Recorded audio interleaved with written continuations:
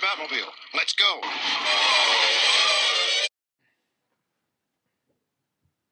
Hello, this is News 69. I'm your host, Whippy Jokester. Tonight, we have a scientist coming in, Professor Joe. He will be talking about his new invention. It is some source of pack that you can carry on the go that produces a heat and a cold source. Hello, I'm Professor Joe. I'm here to talk about my new inventions, the boiler and the freeze-over. The boiler is a pack that heats up, and the freeze-over is the pack that gets cold. So, Professor Joe, tell us how this boiler pack works. The boiler utilizes an exothermic reaction to release heat. The boiler pack has a small water-filled capsule inside of it. When you break the capsule, the water inside of it reacts with this calcium chloride chemical, and this reaction releases heat since it's an exothermic reaction. Since that they take in heat instead of releasing it. This is what makes it cold. So, Professor Joe, since you explained to us how the boiler pack works, will you help us better understand how the freeze-over pack works?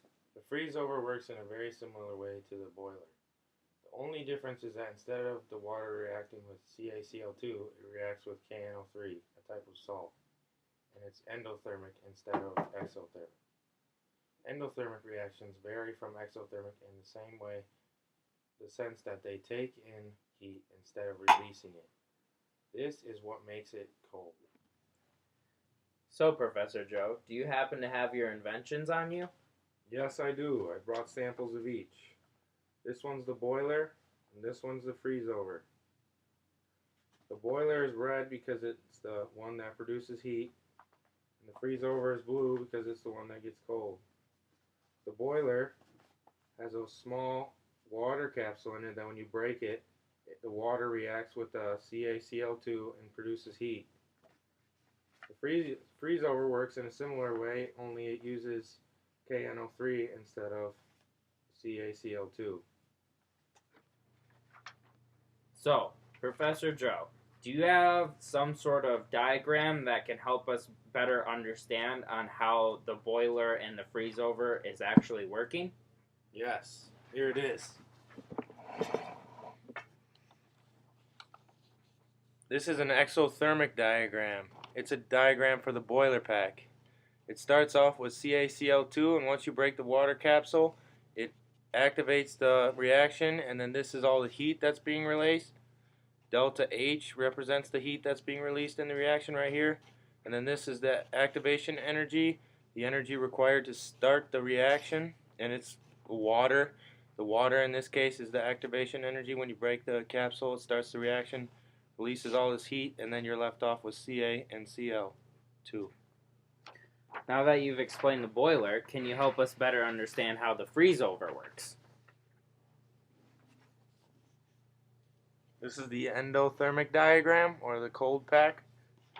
We start out with KNO3, and then we go up the diagram, and like it's taking in heat this time, not releasing it. The activation energy is still the water capsule that gets broken. This is delta H this time. It's positive now because it's taking in heat instead of releasing it, and that's what makes it cold. And then when you're done, you have K plus NO3. Thank you for coming in, Professor Joe. I really appreciate it. It's really nice to see that you have the boiler pack and the freeze-over pack coming in. I hope to see those in stores soon, and I hope you all learned something new today, and I hope that you are willing to buy this product. This is News 69. Have a nice day. Salt, and it is endothermic instead of exothermic. Beep. Why was that funny? So, Professor Joe, do you happen to have your products with you? It just so happens that I do have them. You see? So explain to me, which one is which? How do I know? This one's the boiler, because it says boiler, and it's red. And this one's a freeze over, because it says freeze over, and it's blue.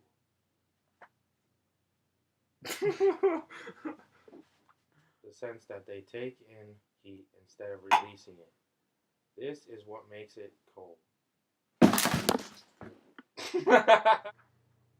So, Professor Joe, now that you've explained to us how the cold pack...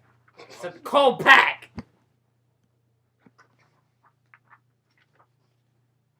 This is the endothermic diagram.